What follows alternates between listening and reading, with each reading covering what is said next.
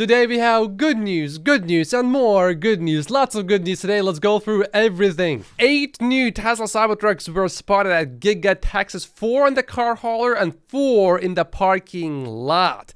This indicates that we are indeed getting quite close to actual mass production. And when I say mass production, I really mean we are getting close to Tesla doing the delivery event for the Cybertruck, which also means we will know exactly what specs the Cybertruck will have. Kelly Blue Book predicts that the Cybertruck will start at $50,000 to compete with the Ford F-150 Lightning. Originally, the Cybertruck was supposed to cost $40,000, as you can see right here, and then the dual motor all-wheel drive version with 300 miles was supposed to be about $50,000. Gary Black predicted that the lowest trim of the Cybertruck will start at about $50,000, then next one after that $60,000, and then the highest trim $80,000, which would still make it eligible for the $7,500 EV tax credit. The Cybertruck interior, to me personally, looks pretty good, so I'm really excited about it. James is guessing that Tesla right now is producing 6 to 9 Cybertrucks per day. He says this is very good. Someone here said that Tesla is approaching 10 per week, and Sawyer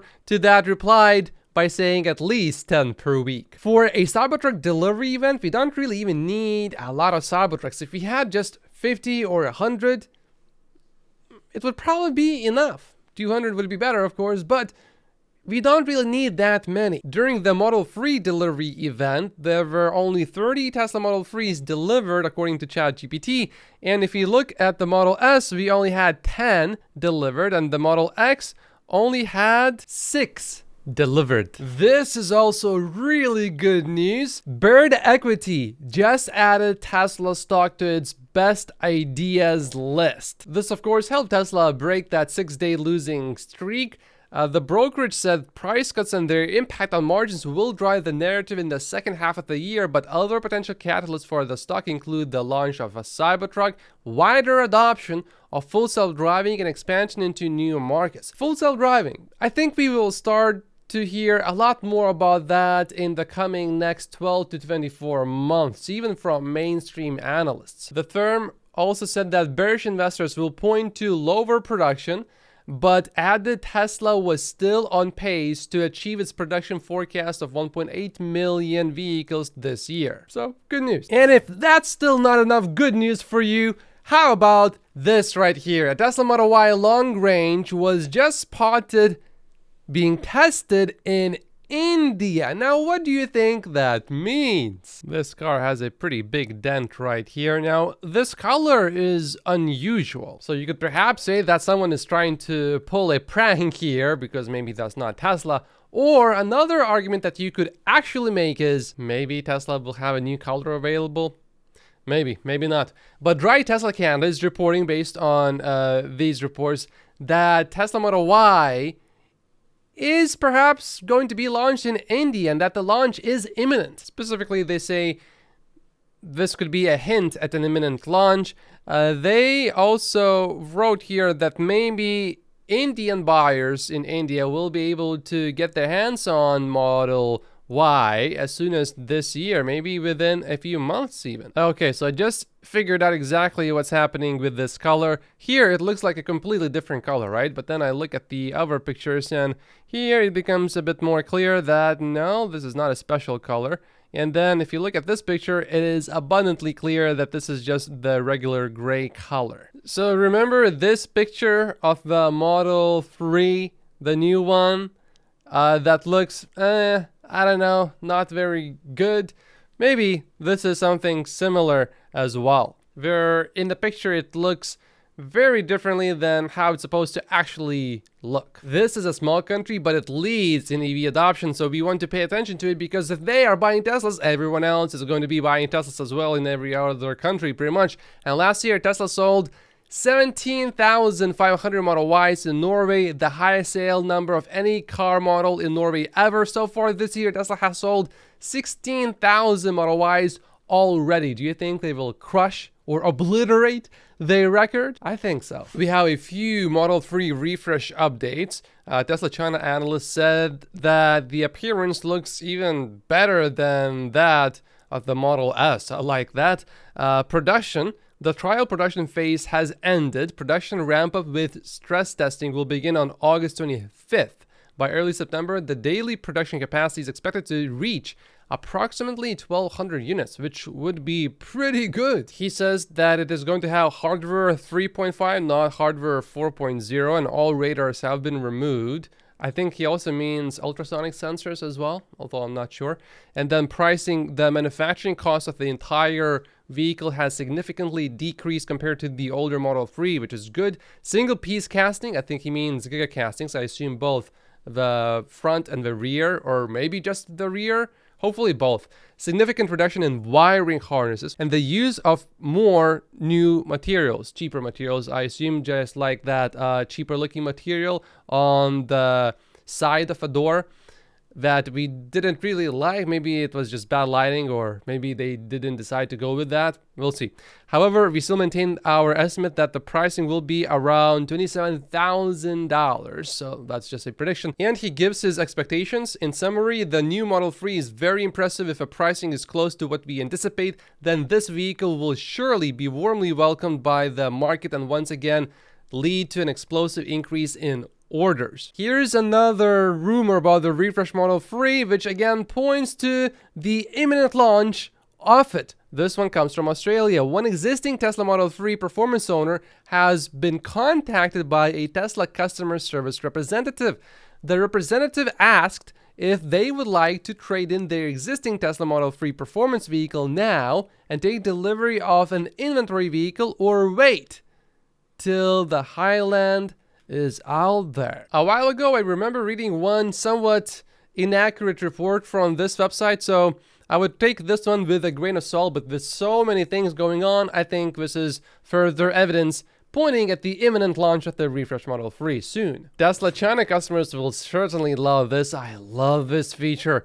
Basically, whenever you look away and it's a red traffic light and then it changes to green, you hear a sound that Tesla makes and then you know it's time to go. And now Tesla customers in China will also get this feature. Tesla invited a YouTuber from Korea with 1 million subscribers to show the Giga Shanghai production line and how the company builds Wonder Model Ys every hour. I think this is fairly good marketing, actually. This, I think, will help Tesla get a few more orders in South Korea, and it doesn't cost Tesla anything. And within 17 hours, the video already has 177,000 views. Remember, this is in South Korea. The US has more than 6 times the people than South Korea, so almost 200,000 views would be over 1 million views really over here. So people are interested in this kind of content. By the end of September, most likely Tesla will have already produced 5 million vehicles in total. That is a huge achievement. Yesterday, I shared some footage of what seemed like Tesla filming videos about the Cybertruck, and I wasn't exactly sure what kind of equipment this was. SOARS says it looks like a motor crane behind the truck to hold a camera. I can't wait to see new Cybertruck videos from Tesla. It would be pretty cool if Tesla made a video like this, but with Cybertrucks. Although we would still need a few more Cybertrucks, I think, first to have enough. GM's Cruise just slashed its autonomous fleet by half after 2 accidents in one single day. Currently, the authorities are investigating these 2 crashes. So maybe that's why these Cruise vehicles are protesting here, blocking traffic, disturbing everyone, because maybe they don't want their number of vehicles to be reduced by half. I really like this chart. This shows how many EVs were sold in the first half of this year, but also it shows the price of each EV.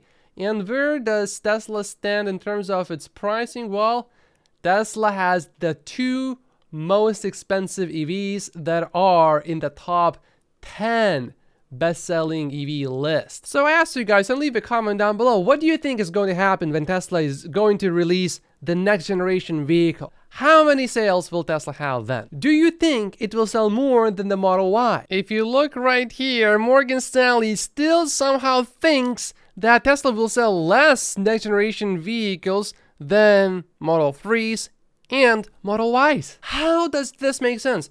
This presents a Tesla stock buying opportunity to us Tesla stock investors. I mean, they are supposed to have experience and understand things very well, and yet these predictions to me don't look very credible. There's been a bit of talk about V4 superchargers, and some people were a bit disappointed that they can only charge basically at the same speed that V3 superchargers can. But if you read what Tesla says here on its website right now, it says V4 currently supports peak rates of up to 250 kilowatts per car and is future-proof to allow for updates and new features. So don't worry people, the speed will be upgraded later. The Hummer EV came out in late 2021, and it's entirely possible that Tesla is making more Cybertrucks right now than GM Hummer EVs. The Prime Minister of Malaysia was just interviewed by CNBC about Tesla, and not too long ago actually he talked to Elon Musk directly.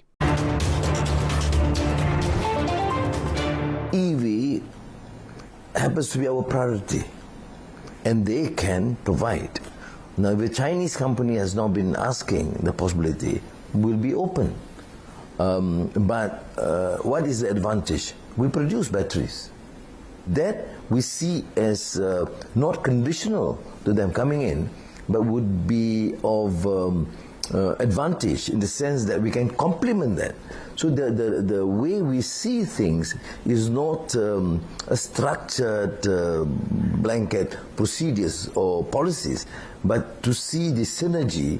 For example, if EV comes in, Tesla comes in, and can benefit 3 or 4 local industries, to me, is as good as putting a 30% equity.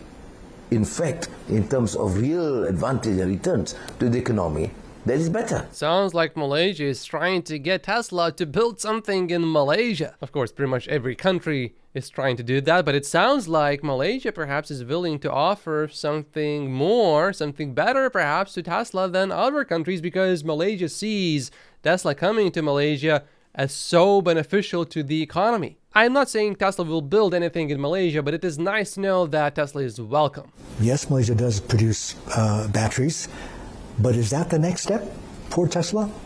Going up the supply chain? Yes, the understanding is, of course, buy our batteries. Yeah, and it's cheaper, it's produced locally, and it is the advantage, and this is what they say. Why should they bring on the batteries from all over the world? Is the endgame assembly then?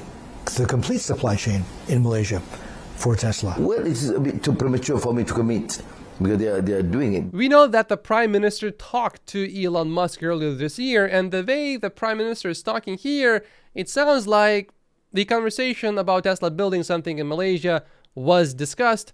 Elon probably did not commit to anything, but the Prime Minister is making it sound like this was certainly discussed, and perhaps discussed seriously. Doesn't mean that anything will come from it, but the subject probably was discussed. But what is important is we do have the capacity to produce parts of battery, what is required in the car, and looking as an overhaul by through ministry meeting is that in the comprehensive look at the entire proposal, it is more beneficial than having to impose 20-30% equity.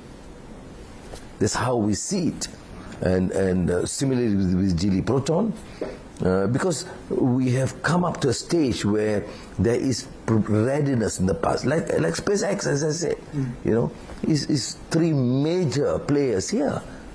So if SpaceX wants to operate here without any sort of equity, I would say fine, because we have here enough capacity to produce spare parts for SpaceX. In other words, it sounds to me that Malaysia would not require any Malaysian person to also own a part of Tesla's operation in Malaysia if Tesla decided to open anything in Malaysia. And YouTube says you should watch this video next, but if you haven't finished watching this Elon Musk interview, you should watch this one first. My name is Matt Posius. Like and subscribe if you haven't yet, and I will see you in the next video. Thank you so much for watching.